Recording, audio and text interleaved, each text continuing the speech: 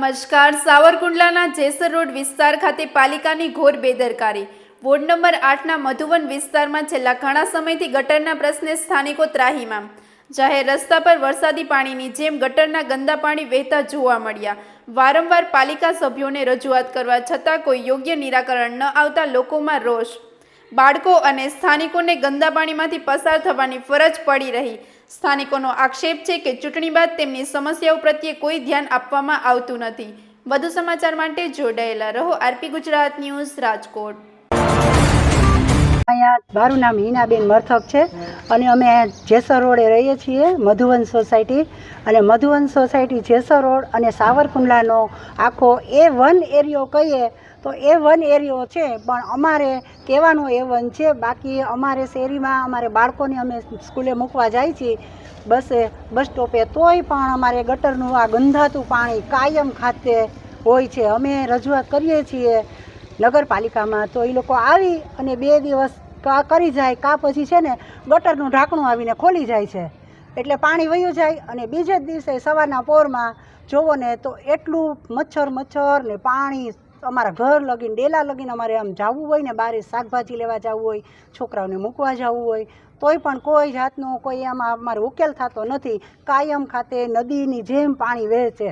અમારો આ 1 નંબરનો એરિયો છે, મધુવન સોસાયટી કયો એટલે તમારે ગમે આખા સાવરકુંડલામાં A1 એરિયો છે, પણ તોય અમારે નગરપાલિકા આમાં કાંઈ બહુ ધ્યાન દેતી નથી કે આમ નામ સતત પાણી ચાલુ હોય છે. જોવો ને તો અત્યારે તમે જોવો તો આમ નામ પાણી વહેતું જ છે, પાણી નદીની જેમ. અને ધારાસભ્યને પણ જાણ કરીએ કે ભાઈ આ તમે પહેલાં ઉકેલ કરો અને રસ્તા છે, ગટર છે, એ પહેલાં બધું જરાક સરખું કરાવો તો સારું એમ. સરવૈયા વિનોદરાય બચ્ચુભાઈ, જેસર રોડ મધુવન સોસાયટીમાં અમે રહીએ છીએ.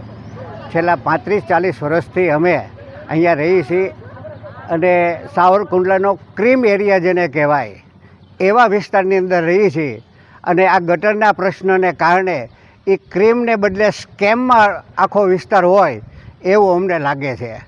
સતત ગટરમાંથી પાણી આવવું, બહાર આવવું, ચોમાસામાં પાણી ભરાવવું, આ વર્ષોથી જૂની ગટર હોવાને કારણે એટલી બધી લાઈનો ફિક્સ થઈ ગઈ છે કે રોજને કાયમને માટે આ પ્રશ્ન અમારો છે. નિયમ મુજબ જે કાંઈ હોવું જોઈએ કાંઈ થતું નથી.